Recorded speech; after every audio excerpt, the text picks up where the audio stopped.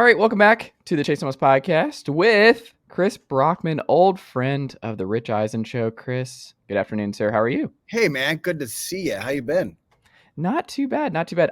This is like one of those days where I wonder at every business with folks who don't do sports as their full-time thing. Like, I wonder how that goes because there's anyone who watches any kind of sports or is into it at all is just not getting any work done this afternoon. The workday is shot with college Yeah. football, Kevin Durant, and everything else. Like that is all people are looking at. We were getting ready to jump on this pod. Like it's amazing. Like I'm sure with you guys at Rich Eisen, it's the same kind of thing where you're like, man, one of the things that stinks right now with this landscape and what's happening every single day, it's like you record something, you have a guest on, and then like an hour later something breaks, and then you're like, is this even already outdated? Like, did we already miss the boat? Like, it's just sports. I need you to calm down because 100%. our content cannot handle this never-ending stream. I can only do so many emergency reaction pods before I leave the industry altogether.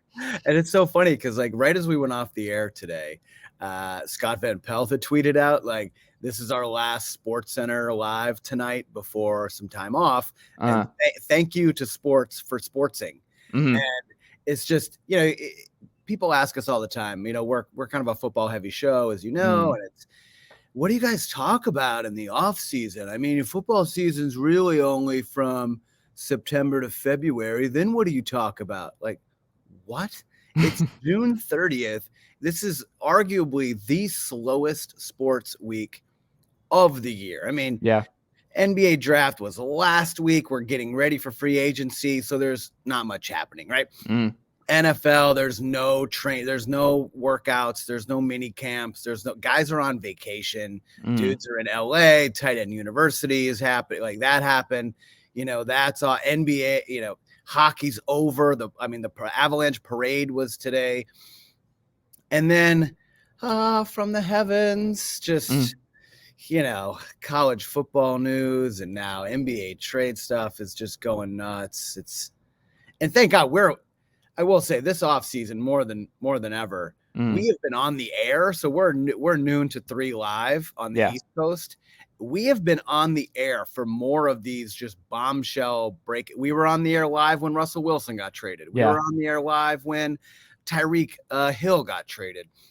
We're on the air live when Aaron Rodgers announces he's staying in Green Bay. We're on the air live for not only Kevin Durant's trade request today, but USC and UCLA announcing they're going to the Big Ten. So thank the sports gods that they've decided to drop all of this news between the hours of noon and 3 p.m. Eastern. It's just, thank you so much. I mean, thank you for that, but also not thank you to the college football power brokers because I don't like this. I don't know where you're at with any of this. You don't like it. Okay, why? So I knew that it was inevitable, right? Like we were eventually like the powers that be were wanting, like, the NFL is the creme de la creme, like, right? Like everything wants to be the NFL, where just the moneymaker, like the NFL is king and they run everything. And that's what every television exec wants to build, right? They want something where we can get the best ratings, the closest thing to the NFL model. And college football is moving more and more towards that. And they have been for years and years. Right. And now it's just like we have the AFC and the NFC now with the Big Ten and the SEC, where if you read the report on Nicole Auerbach of The Athletic, where it's like you're going to look at 24 team conferences. And I guess we'll bring back divisions and split them up regionally with those two conferences. But I think, at this point, a lot of the regional ties and a lot of the stuff that made college football different have already been killed by most administrations to this point.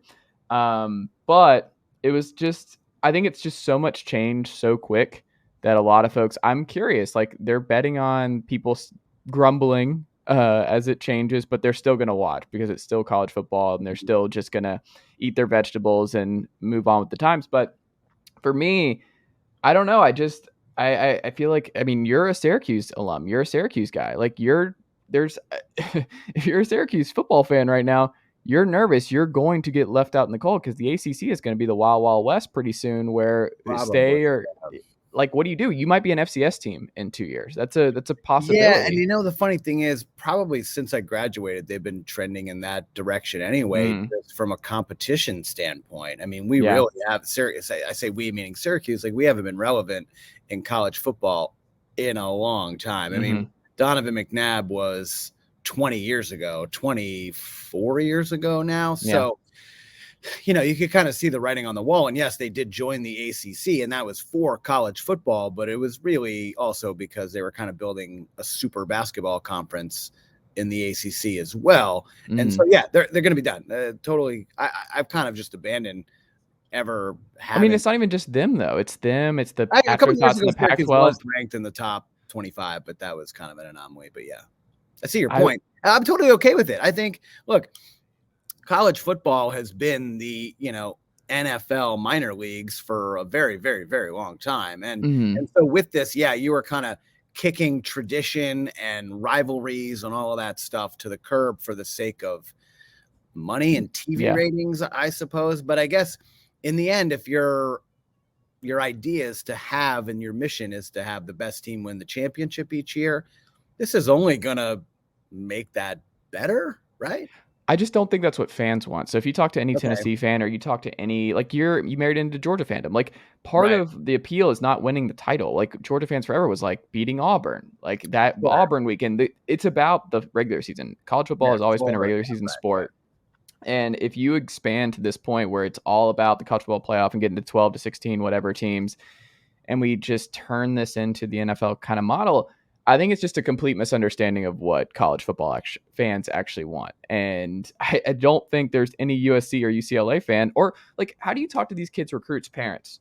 If you're in Southern California, where you're like, okay, here's your schedule for this fall. You're going to Piscataway, and then you're going to East Lansing, and then you're back in Southern California. And then guess what? Here you go. You're going to Iowa next weekend. Like, it's not conducive to a lot of these kids' parents. It's not conducive to the regional structure. Like, part of the reason kids and 5 stars and 4 stars stay home is they want their family and friends to be able to go see them. Like, if you're a 5-star in Texas, you want a reason to stay at Texas or Texas A&M because, hey, my parents and my friends and everyone can come see me play.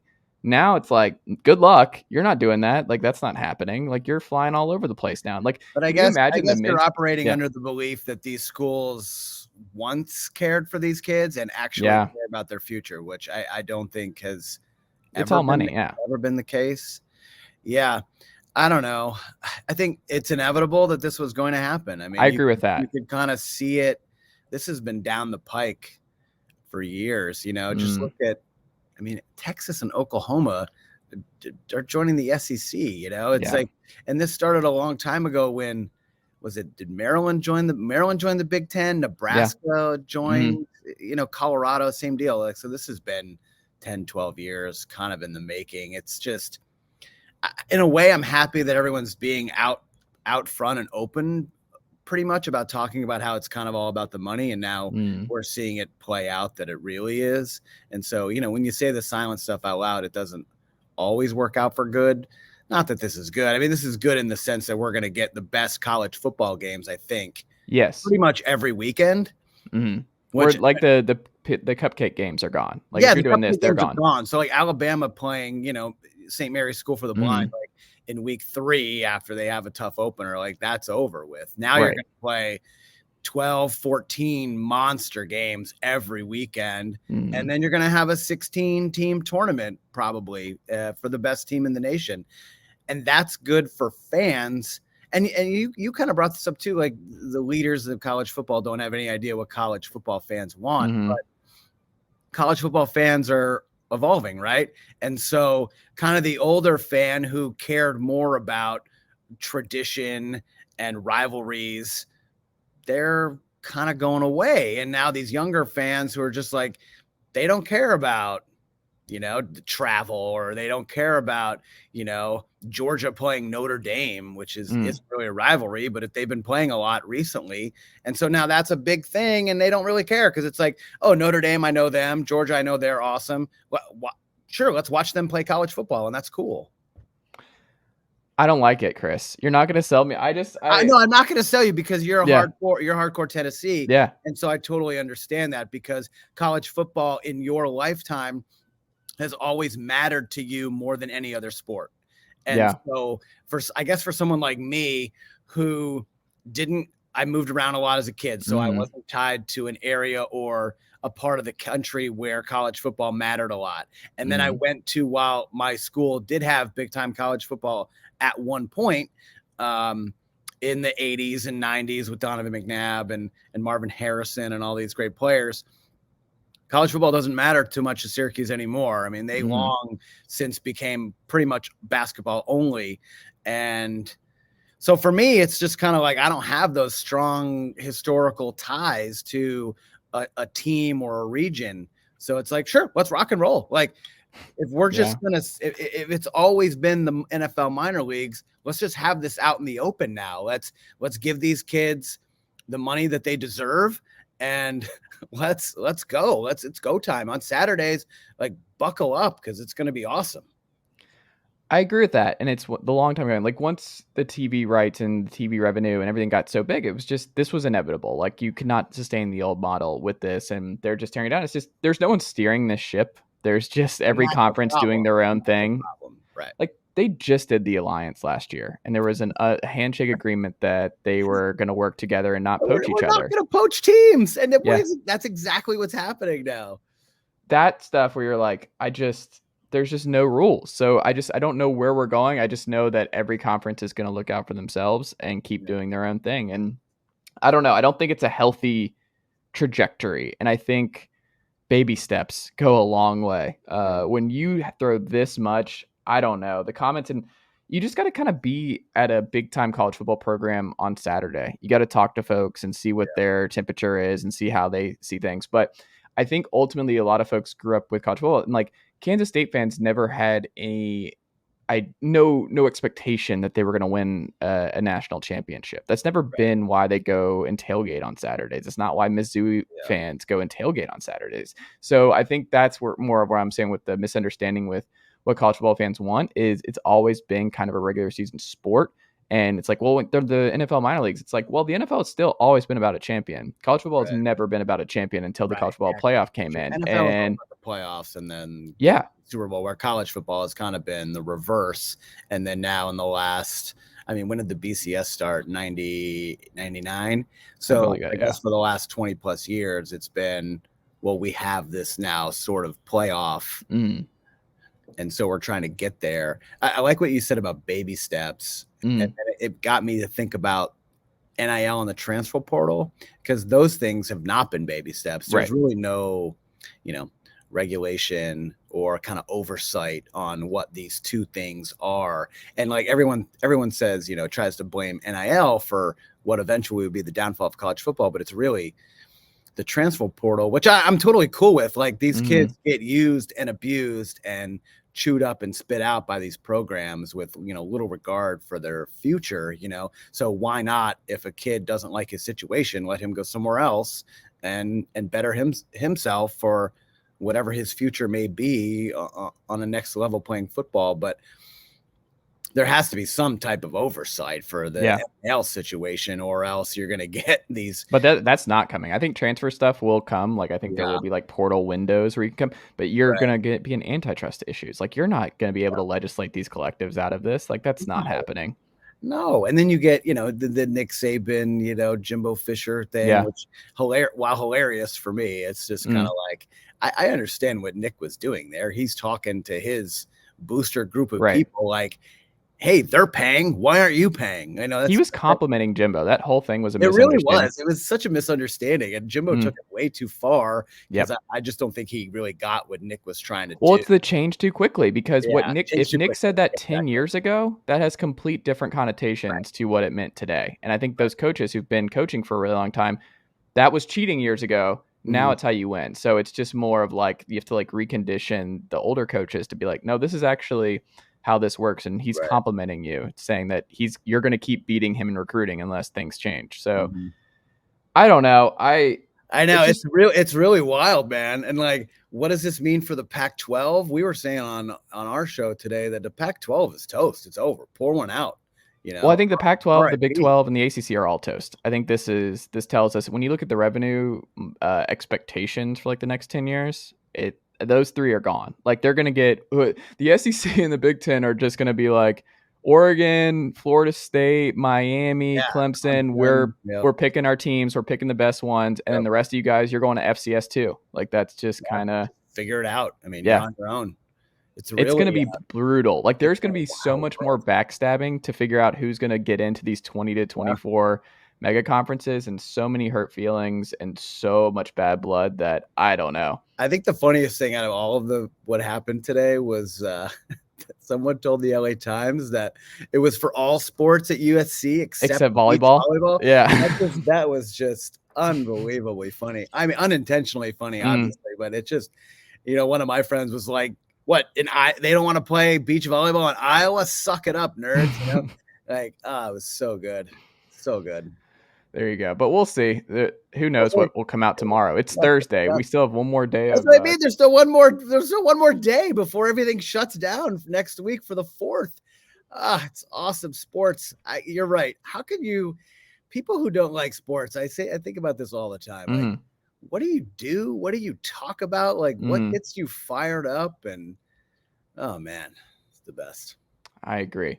Well, we have some NFL stuff that I want to pick your brain on, Chris. So the Pats, I think the AFC East is extremely interesting going into next year. And I think it's probably the most competitive top to bottom that it's been in a really long time, where you can make the case for all 4 teams having pretty great seasons. Like you could see people don't want to, like, you don't want to be first on like Zach Wilson's going to make the leap, or the first guy on Tua makes the leap, because more often than not, you'll probably be wrong, but no one wanted to do that with Josh Allen, right? Like after the first year, they're like, I don't want to do it. But then it happens. It happened with Mahomes. It happens with Allen. Like it will happen. If it's going to happen for one of these guys, it happens very, very, very early on. And that's it.